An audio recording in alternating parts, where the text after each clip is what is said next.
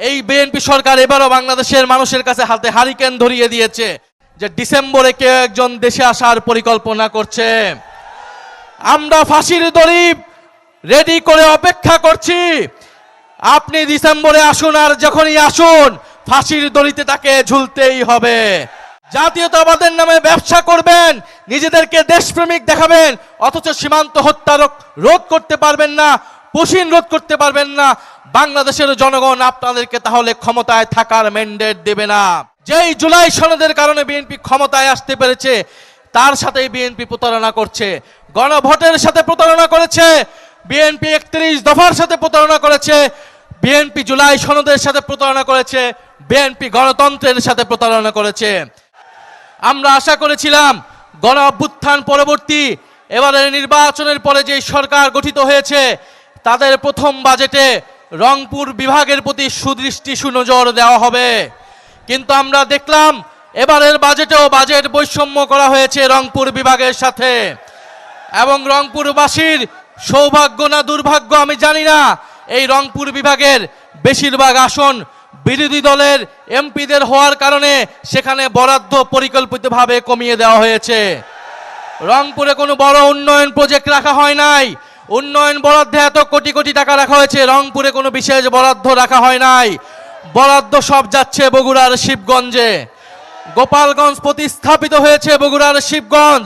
কিন্তু যারা প্রকৃত বৈষম্যের শিকার এই রংপুরবাসী দীর্ঘ সময় ধরে, তারা কোনো বরাদ্দ পাচ্ছে না। সরকারি দলের এমপিরা যেই বরাদ্দ পায়, বিরোধী দলের এমপিরা তার 3 ভাগের 1 ভাগও পাচ্ছে না। আমরা সংসদে বলেছি, যদি বিরোধী দলের এমপির সাথে আপনার কোনো শত্রুতা থাকে, আমরা সমালোচনা করি বলে দেখি, যদি কোনো শত্রুতা তৈরি হয় আপনারা আমাদের বেতন বন্ধ করুন। কিন্তু জনগণের হক, জনগণের অধিকার, সেটাকে বঞ্চিত করার অধিকার আপনাদেরকে কেউ দেয় নাই। ফলে আমরা সরকারের প্রতি আহ্বান জানাবো, এবারের বাজেটে যে উন্নয়ন বরাদ্দ রাখা হয়েছে রংপুরে যাতে তার থেকে বিশেষ বরাদ্দ রাখা হয় এবং তিস্তা মহাপরিকল্পনা বাস্তবায়নের জন্য উদ্যোগ গ্রহণ করা হয়। আমরা দেখেছি তারেক রহমান প্রধানমন্ত্রী, তিনি কিছুদিন আগে চীন সফরে গিয়েছেন। বিরোধী দলীয় নেতা সংসদে ধন্যবাদ জানিয়েছেন। এরপরে হয়তো কিছু বলা উচিত না, কিন্তু বলতে বাধ্য হচ্ছি, চীন সফরের অর্জন কোথায়? চীন সফরের অর্জন হচ্ছে শূন্য। চীন সফরে আমরা এই তিস্তা মহাপরিকল্পনা নিয়ে কোনো কমিটমেন্ট পাই নাই। আমরা রোহিঙ্গা প্রত্যাবর্ষণ নিয়ে কোনো কমিটমেন্ট পাই নাই। ফলে দেশে যদি জাতীয় ঐক্য না থাকে, তারেক রহমান পৃথিবীর কোনো দেশ থেকেই কোনো ধরনের সাহায্য পাবে না। গণ অভ্যুত্থানের সাথে প্রতারণা করলে, সংস্কারের সাথে প্রতারণা করলে, অলরেডি তারা IMF তাদেরকে বলে দিয়েছে ঋণ দেবে না, পৃথিবীর কোনো দেশই তাদেরকে সহযোগিতা করবে না। প্রিয় রংপুরবাসী, আজকে আমরা এসেছি এই রংপুরে বৃষ্টি হচ্ছে, কিন্তু আমাদেরকে এটা মনে রাখতে হবে যে কক্সবাজার চট্টগ্রাম অঞ্চলে যে ভয়াবহ বন্যা তৈরি হয়েছে, সেটার জন্য আমরা আজকে রংপুর থেকে পুরো বাংলাদেশের জনগণ সকলেই চট্টগ্রাম অঞ্চলের মানুষের জন্য দোয়া করব। এবং সরকারের স্থানীয় প্রশাসনে অবহেলার কারণে আজকে অনেক ভয়াবহ ক্ষতির সম্মুখীন হচ্ছে। সেখানে তারা দলীয় প্রশাসক নিয়োগ করেছে চট্টগ্রাম মহানগরে, কিন্তু সেই চট্টগ্রাম মহানগর জলাবদ্ধতা হয়ে গিয়েছে, তারা কোনো ধরনের সময়োপযোগী ব্যবস্থা নিতে পারে নাই। প্রিয় রংপুরবাসী, আমরা গণভোটের রায় বাস্তবায়নের জন্য এখানে এসেছি। এই রংপুর থেকে আবু সাইদ বেগম রোকেয়া বিশ্ববিদ্যালয়ের ছাত্র গণ অভ্যুত্থানের ডাক দিয়েছিল, গণ অভ্যুত্থানের সিপাহসালার ছিল। কিন্তু আমরা দেখতে পেলাম নির্বাচনের পরে বিএনপি গণভোটের সাথে প্রতারণা করলো। বিএনপির ইতিহাস প্রতারণার ইতিহাস। আমরা দেখেছি ইতিহাসের দিকে তাকালে আমরা দেখতে পাবো বিএনপি সকল গণ অভ্যুত্থানের সুবিধাভোগী এবং সকল গণ অভ্যুত্থানের সাথে এই বিএনপি প্রতারণা করেছে। এইখানে আমার থেকে যারা বয়োজ্যেষ্ঠ আছেন, অভিজ্ঞ আছেন, তারা ভালো বলতে পারবেন। 90-এর গণ অভ্যুত্থানের পরে সকলের দাবি ছিল তত্ত্বাবধায়ক সরকার। সেই তত্ত্বাবধায়ক সরকারের মাধ্যমেই বিএনপি ক্ষমতা এসেছিল এবং সেই তত্ত্বাবধায়ক সরকারকে অস্বীকার করেছিল। তার ফলাফল কি হয়েছিল? বিগত 16 বছর বিএনপিকে এই তত্ত্বাবধায়ক সরকারের দাবিতে রাজপথে ধুকে ধুকে নির্যাতিত হতে হয়েছিল। আজকে বিএনপি যেই গণভোটের কারণে, যেই সংস্কারের কারণে, যেই জুলাই সনদের কারণে বিএনপি ক্ষমতায় আসতে পেরেছে, তার সাথেই বিএনপি প্রতারণা করছে। গণভোটের সাথে প্রতারণা করেছে, বিএনপি 31 দফার সাথে প্রতারণা করেছে, বিএনপি জুলাই সনদের সাথে প্রতারণা করেছে, বিএনপি গণতন্ত্রের সাথে প্রতারণা করেছে। প্রিয় রংপুরবাসী, আমরা দেখছি সারা বাংলাদেশে বিদ্যুৎ নাই, বাংলাদেশে গ্রামে গঞ্জে আবার মানুষকে বাধ্য হয়েছে মানুষ হারিকেন জ্বালাতে। এই সরকার আগেও হারিকেন দিয়েছে, এই বিগত সময়ে এই বিএনপি সরকার এবারও বাংলাদেশের মানুষের কাছে হাতে হারিকেন ধরিয়ে দিয়েছে। বিদ্যুৎ দিতে পারছে না, কর্মসংস্থান দিতে পারছে না, এই বাজেটে কোনো ধরনের অর্থনৈতিক সংস্কার রূপরেখা রাখা হয় নাই। ব্যাংকগুলো কিভাবে ঠিক হবে, দেশের টাকা কিভাবে ফেরত আসবে, কোনো ধরনের সুপরিকল্পনা এই সরকারের নাই।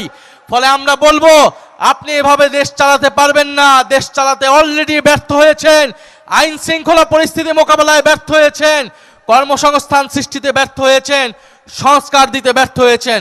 যদি দেশ পরিচালনা সঠিকভাবে করতে হয়, অবিলম্বে গণভোটের রায় বাস্তবায়ন করতে হবে, অবিলম্বে অর্থনৈতিক সংস্কার করতে হবে, তিস্তা মহাপরিকল্পনা বাস্তবায়ন করতে হবে, দেশের তরুণদের জন্য কর্মসংস্থান সৃষ্টি করতে হবে, এবং যেই সীমান্তে পুশিন হচ্ছে সেই সীমান্তের পুশিন প্রতিরোধ করতে হবে, সীমান্ত হত্যা প্রতিরোধ করতে হবে।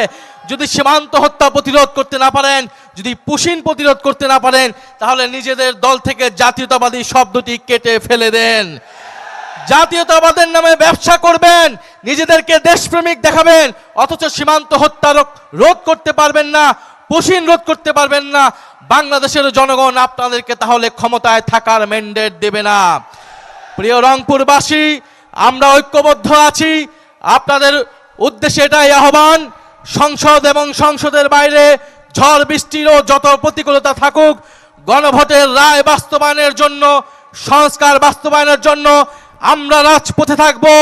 আবু সাঈদ আমাদেরকে দায়িত্ব দিয়ে দিয়েছে, শহীদ মুগ্ধ আমাদেরকে দায়িত্ব দিয়েছে, শহীদ ওয়াসিম আমাদেরকে দায়িত্ব দিয়েছে, আমাদের ভাই ওসমান হাদি আমাদেরকে এই দায়িত্ব দিয়েছে এই দেশকে সংস্কার করা, এই দেশের আজাদী এবং সার্বভৌমত্ব রক্ষা করা। প্রিয় রংপুরবাসী, পরিশেষে একটি কথা বলে যেতে চাই। আমরা গতকাল শুনতে পেলাম একটা সাক্ষাৎকারে যে ডিসেম্বরে কেউ একজন দেশে আসার পরিকল্পনা করছে। আমরা ফাঁসির দড়ি রেডি করে অপেক্ষা করছি। আপনি ডিসেম্বরে আসুন, আর যখনই আসুন ফাঁসির দড়িতে তাকে ঝুলতেই হবে। আমাদের ব্যারিস্টার ফুয়াদ ভালো বলতে পারবেন, বাংলার 800 বছরের ইতিহাসে লক্ষণ সেনের পরে তিনি প্রথম শাসক, দ্বিতীয় শাসক যিনি বাংলাদেশ থেকে কাপুরুষিতভাবে পলাইতে বাধ্য হয়েছেন। বাংলাদেশ থেকে যে পালিয়ে যায় সে আর বাংলাদেশে কখনো ফেরত আসে না। পাকিস্তানিরাও এর থেকে সম্মানজনকভাবে বিদায় নিয়েছিল, ইংরেজরাও এর থেকে সম্মানজনকভাবে বিদায় নিয়েছিল এই দেশের মাটি থেকে। কিন্তু শেখ হাসিনা এবং আওয়ামী লীগ সরকার যত অসম্মানজনকভাবে, কাপুরুষিতভাবে এই দেশ থেকে, এই দেশের জনগণ ছেড়ে, তাদের নিজের নেতাকর্মীকে ছেড়ে দেশ থেকে পালিয়ে গিয়েছে, ভারতের কোলে আশ্রয় দিয়েছে, তিনি আর এই দেশে আসার সৎ সাহস কখনোই রাখবে না। ফলে শেখ হাসিনা আসবে কি আসবে না, এটা দিল্লির সাথে ঢাকাকে নির্ধারণ করতে হবে। দিল্লিকে স্ট্রং ভাবে মেসেজ দিতে হবে এই সরকারের। শেখ হাসিনা সেখানে বসে দেশকে অস্থিতিশীলতা করছে, এদেশের ফ্যাসিস্ট মিডিয়ার দোসরেরা সেই সকল তথ্য প্রচার করছে, বাংলাদেশের জনগণ এটা মেনে নেবে না। প্রিয় রংপুরবাসী, আপনাদের সাথে দেখা হবে। আমরা ঐক্যবদ্ধভাবে রাজপথে আছি সংস্কার বাস্তবায়নের জন্য, গণভোট বাস্তবায়নের জন্য। ইনশাল্লাহ অচিরেই আপনাদের জন্য আন্দোলনের ডাক আসবে এবং সেই ডাকে আমরা সফল হব ইনশাল্লাহ। বিদায় নিচ্ছি। আসসালামু আলাইকুম। ইনকিলাব জিন্দাবাদ।